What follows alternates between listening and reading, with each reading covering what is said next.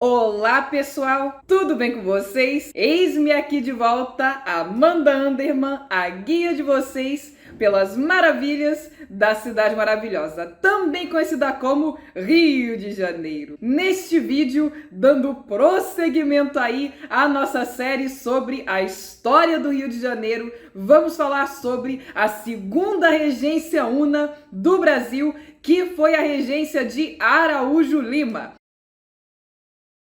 A bem dizer, um momento muito importante para a cidade mesma do Rio de Janeiro, conforme vocês verão ao longo desse vídeo. Eu sei que o primeiro reinado lá com Dom Pedro I e o segundo reinado lá com Dom Pedro II são sim muito mais populares, né? Só que não podemos esquecer o período regencial.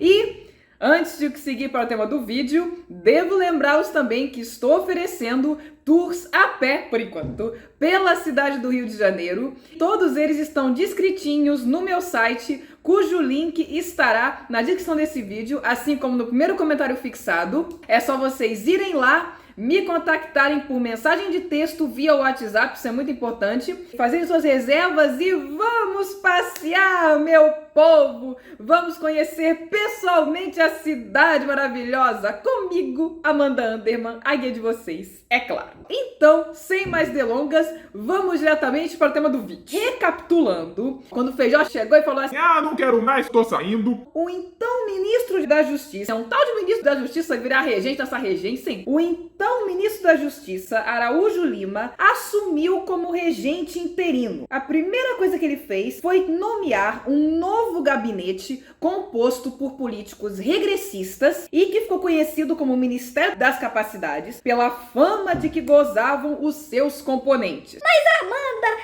afinal, o que significa ser regressista? Eles eram retrógrados, eles eram reaças. Não, pessoal. Eles queriam o retorno à situação anterior ao ato adicional. Lembram-se, aquele mesmo que eu falei nos vídeos anteriores, que descentralizou e aí criou a quizumba toda lá das revoluções separatistas com isso. Então eles queriam que voltasse à situação anterior, porque aí não tem mais revolução separatista, esperemos. Nesse ministério, por sinal, sobressaía Bernardo Pereira de Vasconcelos na pasta do Império e da Justiça. Mesmo assim, não era suficiente que ele assumisse como ministro interino. Então, fez-se uma eleição novamente para regente, como manda o figurino, e em abril de 1838, ele ganhou essa eleição com grande maioria de votos e então ele foi oficialmente eleito, sacramentado e juramentado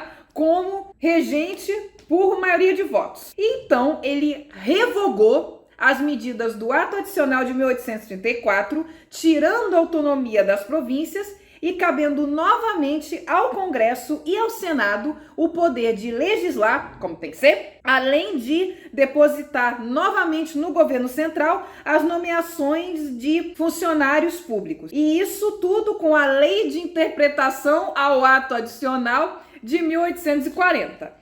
Mas a coisa mais importante que se deve destacar nessa regência para a cidade do Rio de Janeiro, porque afinal de contas este é um canal sobre o Rio de Janeiro, é sobre o Brasil também, mas é principalmente sobre o Rio de Janeiro, foi a criação de algumas instituições que existem aqui no Rio até hoje. A primeira delas foi a criação do Arquivo Público do Império, que hoje é o Arquivo Nacional.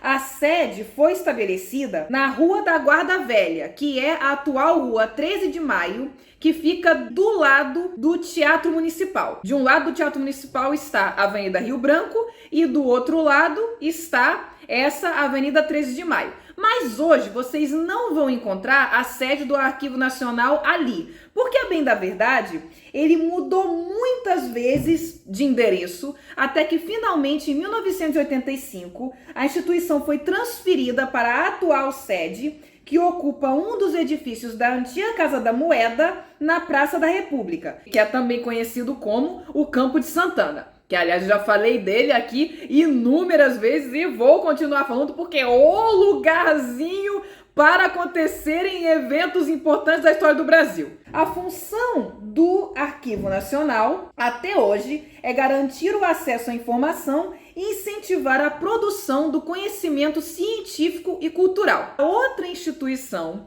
que foi criada é o nosso querido e amado Colégio Pedro II, cuja primeira sede ainda se encontra até hoje, e até onde eu sei também funciona como colégio, na Avenida Marechal Floriano, antiga Rua Larga. Por sinal, lembram-se do que eu falei ainda há pouco sobre os tours que eu estou oferecendo? Um deles se chama Ruas do Rio e exatamente passa por essa Avenida Marechal Floriano. Então vocês vão ter a oportunidade de ver pessoalmente a primeira sede do Colégio Pedro II. Olha só! E esse colégio originou-se do Seminário dos Órfãos de São Pedro, criado em 1639 por Frei de Guadalupe para a criação de meninos nas costas da Igreja de São Pedro, que também ficava ali. Inclusive, uma das ruas que depois foi substituída pela Avenida Presidente Vargas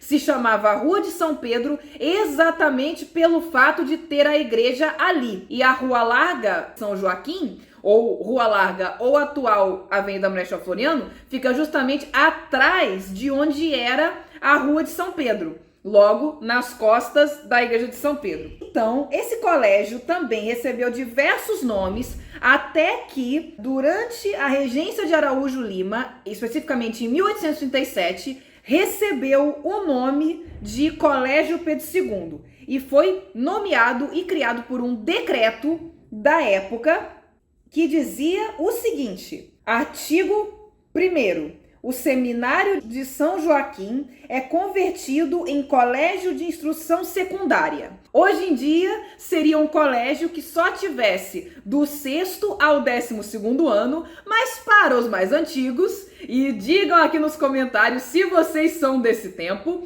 seria um colégio que só tivesse o ginásio e o ginásio científico. Na minha época, seria um colégio que só tivesse da 5ª série do ensino fundamental e o ensino médio. Olha, eu entregando a idade de novo. Além disso, o artigo 2º dizia que o colégio passaria a ser denominado Colégio Pedro II, e o artigo 3º, e aqui eu vou ler na cara dura porque eu nunca que vou decorar uma coisa, porque é muita coisa, vocês vão ver o porquê. Neste colégio serão ensinadas as línguas latina, grega, francesa e inglesa, haja língua, retórica e os princípios elementares de geografia, história, filosofia, zoologia, mineralogia, álgebra, geometria e astronomia.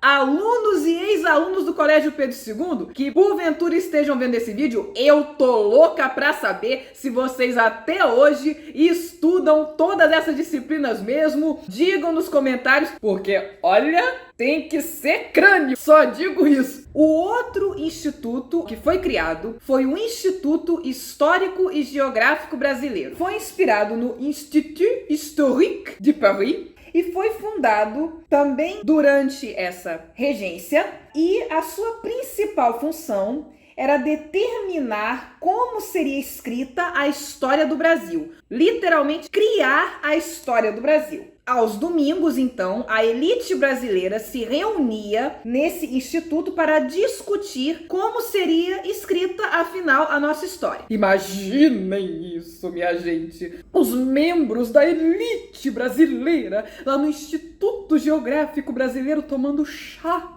ou café e discutindo: senhores, como vamos escrever a história do Brasil?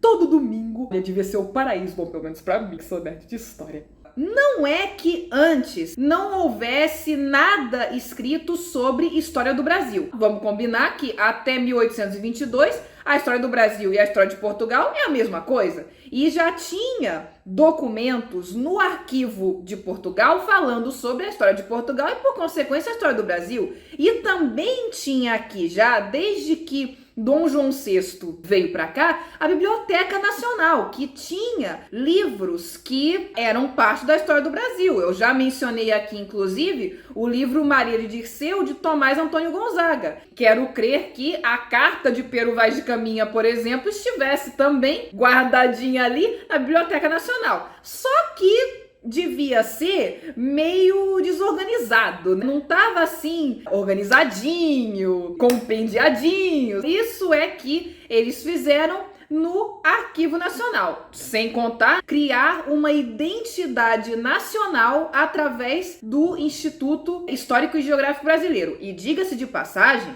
que esse instituto também tinha o objetivo de preservação da monarquia. Então ele foi muito ajudado financeiramente no início por Dom Pedro II, através de uma ajuda financeira que a cada ano significava parcela maior do orçamento do Instituto. Com isto, encerra-se esse vídeo sobre a regência de Araújo Lima. Espero que vocês tenham gostado. E se gostarem do vídeo, por favor, deixem seu like, se inscrevam no canal e compartilhem esse vídeo com a maior quantidade de pessoas possível e imaginável, para que a maior quantidade de pessoas possível e imaginável saiba das maravilhas da Cidade Maravilhosa. E, como de costume nesse canal, vejo vocês no próximo vídeo. Tchau!